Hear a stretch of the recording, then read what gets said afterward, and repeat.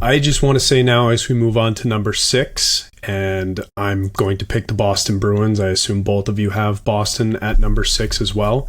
We picked them to finish 5th in the division last year, and they had the best regular season ever recorded in the history of the NHL. That's why I said I can't wait to be proven wrong, because somehow they're going to do it. We had them, 5th last year? Is that what you said? 5th, yeah. We had them 5th last year, and they looked a lot better than they did going into this season, so we'll see. But yeah, so Case, why don't you get into it then? I'll send it to you. Yeah, I mean, I think everyone knows what's going on with this team. Like, losing Bergeron, although it's inevitable due to retirement, and plus Krejci, like that hurts. And now this team is lacking the depth at center. I'll be the first to admit that Zaka looked great last year. Like, he did. Really good. And I'm happy for him because I like him as a person. So it's good to see. I just don't think he's a 1C in this league. Not yet, at least. So the center core is certainly lacking. I know that a guy like Taylor Hall was overshadowed a lot last year. They're going to miss him. They're going to miss Bertuzzi. And, it's just a lot of guys out the door this season. The D core is still a major strength on this team. Talk about one of the best in this division. I still think that these guys are here. You know how much I love Charlie McAvoy, and the depth is phenomenal here. Not much else I need to say there. Like, sure, they lost Orlov, but they didn't have him that long last year, and they've replaced him with a guy like Kevin Shattenkirk. So it's really filled out fine on the back end. And then goaltending, like, it's arguably the best in the whole league, the tandem at least. So it's interesting. We'll see if this team is going to be able to defense their way into the playoffs. And that's really what they're going to have to do unless someone comes out of nowhere and has a phenomenal season. And I think, I hope for my fantasy season that Pasternak can continue to score at will. Marchand is still there, of course, but they're missing a lot of guys heading into this season. They certainly are. And I want to be careful when I make comparisons here because, like we mentioned, there are some rappers out there who don't love our takes on comparisons.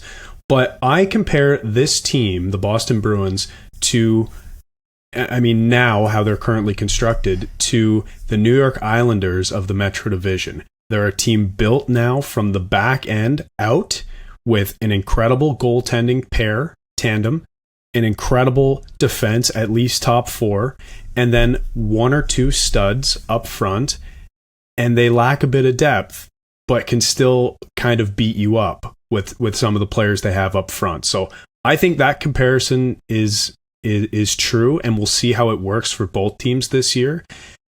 But I just don't think they're going to be able to score any goals, and that's sort of where the comparison comes from in the first place. So if Pasternak is able to drive a line with him and Marchand and get 60 goals again, and then they're able to get some surprise depth scoring, they might be all right and they might make the playoffs.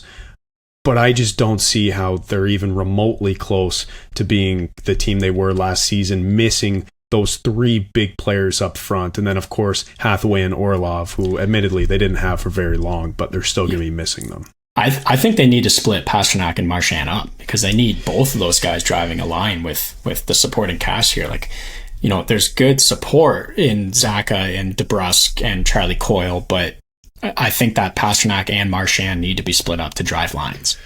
And that was the thinking when Taylor Hall came in, right? Like, they could put Pasternak with Hall, and that could be a really good second line. I forget who was playing down the middle between those two, but point was they had the depth to do that. I'm not sure they do anymore, because think back to when they didn't have Hall and they just played Bergeron, Marchand, and Pasternak on the first line, and it was the best line in hockey for like 4 years in a row.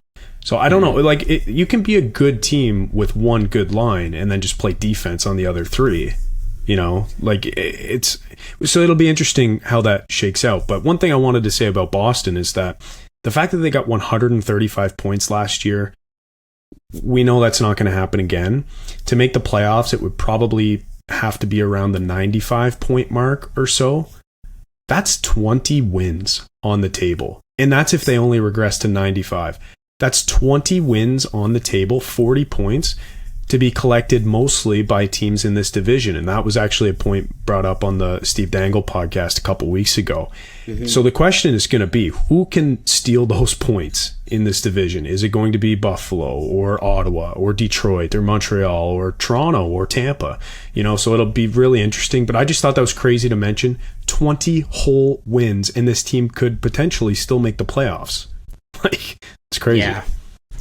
Well, I mean, it's always dangerous, as we've learned in past years, to be hard on the Bruins, because what do people always say about this team? They always find a way to figure things out. But when you look at this team on paper, it's a lot of the things that you guys said. First of all, it's the lack of depth down the middle and not having a first-line center.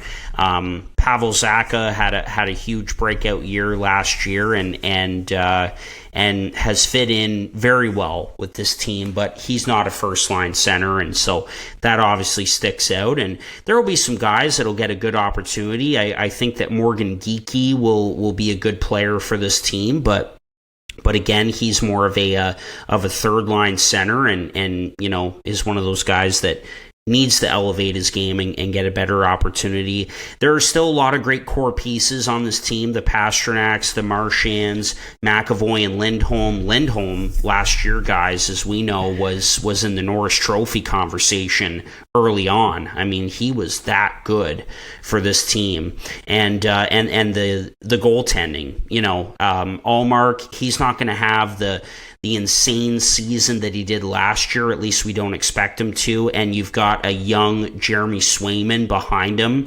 That's a pretty great tandem. But it's the depth, obviously, like you guys mentioned, and particularly with the forward group and that bottom six. And I'm really curious to see which young players are going to step up and start to contribute for this team in the bottom six, in particular, the Laukos, the McLaughlins, the Fabian Lysels. Do we finally see a player like that?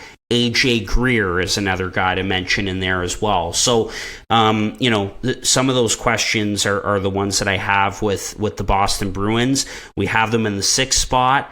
But again, it feels a little dangerous because it's Boston. It's like Pittsburgh in the Metro, right? Like, you're hard on a team like that, but it feels like they always find a way to figure things out. But it's just, when you look at the improvements of teams like Buffalo and Ottawa, it's hard not to be a little harder on this team after such an insane season last year and what they've lost. And so Boston in the sixth spot.